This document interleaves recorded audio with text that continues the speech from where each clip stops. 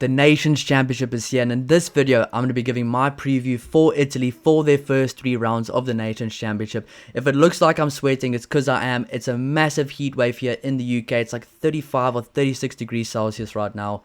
There's no aircon in my room, there's no fan because I don't want it to interfere with the mic, but I'm just going to go for it. So if you see all the sweating, just know I'm trying my best to get this video out. But Italy have a really exciting squad and they've got some really exciting games and I cannot wait to see them play. I mean, first of all, they got Japan, then they got New Zealand, then they got the Wallabies. And me, if you've been watching this channel for a while, you know I love Italian rugby. This team, these players, I really enjoy watching them play and I think it's going to be really fun. But in this video, I'm going to be going over the team, over their fixtures, some of the players, like the top 5 players I'm the most excited to see, and the realistic expectations I have for this Italy team. So if you do enjoy the content, please don't forget to like and subscribe to help the channel grow. I really do appreciate all the support, and I will be doing predicted lineups coming out before next week, by the end of this week, maybe early next week, team reactions when the teams do come out, match previews for when both the teams are out, the match previews before the game, match reactions right after the game, like literally as the final whistle's blowing, I will be doing match reactions, so they'll be coming out about half an hour to 45 minutes after the games. Hopefully the Wi-Fi is fast, and then of course the player ratings, which I know all of you do love. So please, if you do enjoy that type of content, hit the subscribe button and stick around. It's going to be very fun. So we'll start off with the forwards that have been selected: Lorenzo Canone, Nicolo Canone, Thomas de Bartolomeo, Pablo Dimchev, Riccardo Favretto, Danilo Fischetti, Mohamed Hassa, Michel Lamaro, Gianmarco Liscesi, Giulio Marini, Ion Nisulai, David Odiasi, Alessandro Ortambina, Marco Racioni, Federico Ruza, Mirko Spagnolo, Ross Vincent, and Andrea Zambanin.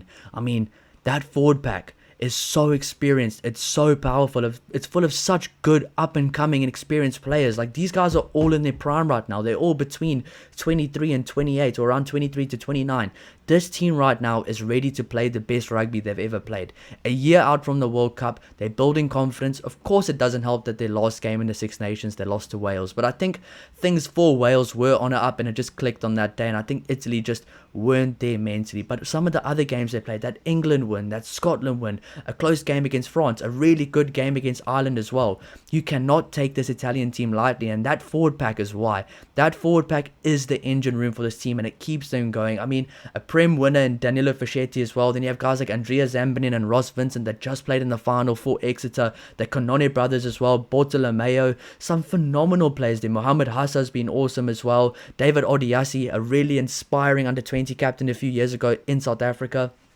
This team right now is ready to play their best rugby, and right now this Italian team has no more excuses. They have to start getting results or start getting some really close games consistently, because this team has what it takes, but it's going to be very difficult. So we'll go into the back line before we say why I think it's going to be difficult. But in the back line, Tommaso Allen, Giulio Bartasini, Juan Ignacio Breaks, Giacomo Dare, Malik Faisal, Alessandro Fusco, Alessandro Garbisi, Paolo Garbisi, Monty Ioani, Louis Lina, Leonardo Marin, Tommaso Menoncello, Paolo Adogwu, Lorenzo Pani, and Stephen Varney. I mean, there's no weaknesses in that backline. I don't see weaknesses in this team.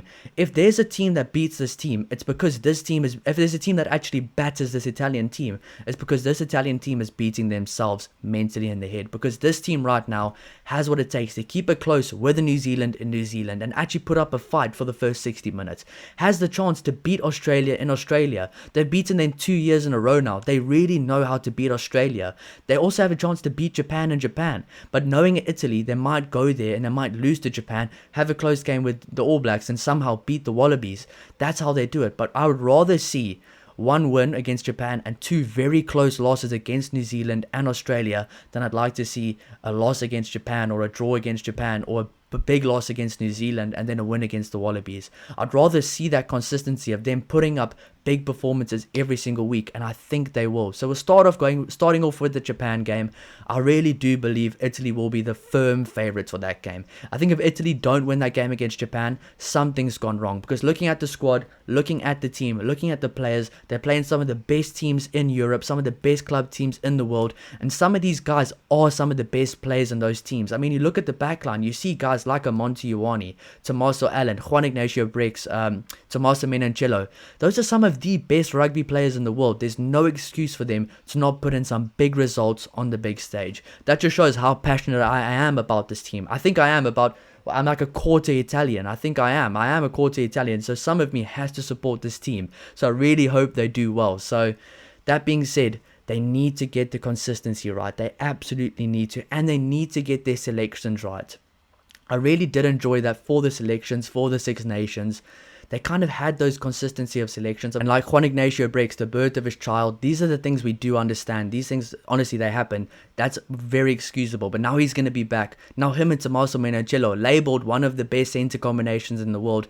Can they show that away from home where it really matters? And I think this tour is going to be so good for Italy because they don't normally play these teams on tour. We don't normally see Italy playing against a team like New Zealand in New Zealand. We don't normally see Italy playing against Australia in Australia.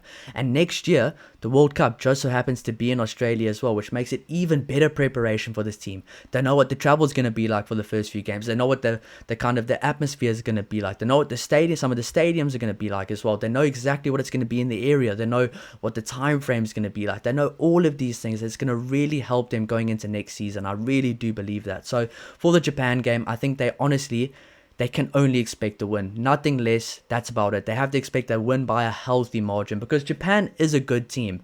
But this Italy team is a lot better than a lot of people think they are. And I think, yes, close results with these teams. They could have beaten Ireland. They realistically could have. They beat Scotland. They beat England. They were honestly keeping France at bay for a lot of that first half before France did what they do best. And of course, it was an unacceptable loss to Wales in that final game. So that Japan game coming up, I think should be a pretty healthy win by a pretty healthy margin for this Italy team. Moving on to the next game in Wellington against the All Blacks. Of course, I think the All Blacks are the favourite for this game. And I think that's going to be a very difficult game for this Italian team. But that being said, that forward pack battle is going to be really good. And I think New Zealand does look a bit thin at lock. And I think right now, this Italian forward pack really can target that forward pack from the All Blacks to actually get a bit of dominance. But that being said, the All Blacks in New Zealand is never going to be easy. And I think that's going to be a really fun game of rugby to watch. I think some of the All Blacks fans maybe think this might be a bit of a walkover. But I think this Italian team is coming with a point to prove as well. So that's definitely one I've got marked on my calendar. That's going to be a really fun one. And of course, the final game versus the Wallabies. I mean, what more do I have to say? 2 years in a row, Italy have beaten the Wallabies. Italy knows how to beat Australia. Now, can they go do it away from home, away from their home crowd, where it matters most, where the World Cup's going to be next year? I think that's going to be, if they can do that, that could be one of the biggest wins in their history because they've beaten most of the teams in the world now at home. Can they do it away from home where it matters? I think, honestly, they have a chance, but that Wallabies team right now is looking really good as well. So I'm extremely excited for this Italian team going forward, but I'm going to choose my top 5 players I'm the most excited to see for this upcoming Nations Championship, starting off with, let me see who I've got here. First of all, Danilo Fascetti. There's no Simone Ferrari here. That's a big loss for this team. But Danilo Fascetti's been really awesome for Northampton. I cannot wait to see how he goes. I think he's going to have a brilliant tour right now. He just needs to stay healthy. He just needs to get consistent game time. The other guy I'm excited to see is Lorenzo Canone. This guy's been a bit of an undercover workhorse. This guy really gets his head stuck in and he works extremely hard in the forward pack. I think that's the same for all of the guys in the forward pack. I mean, Andrea Zambanin as well. This guy's absolutely awesome. Of course, there are a few guys missing, but the guys they have the right amount of guys, right amount of really good guys that can get the job done away from home. Now, looking at the backlines, 3 of the guys I'm really excited to see there. Of course, Juan Ignacio Brex, Tommaso Menoncello, and the other one, Monty Ioane. I've always rated Monty Ioane really highly, and I think give him the ball in space and he will do some incredible things.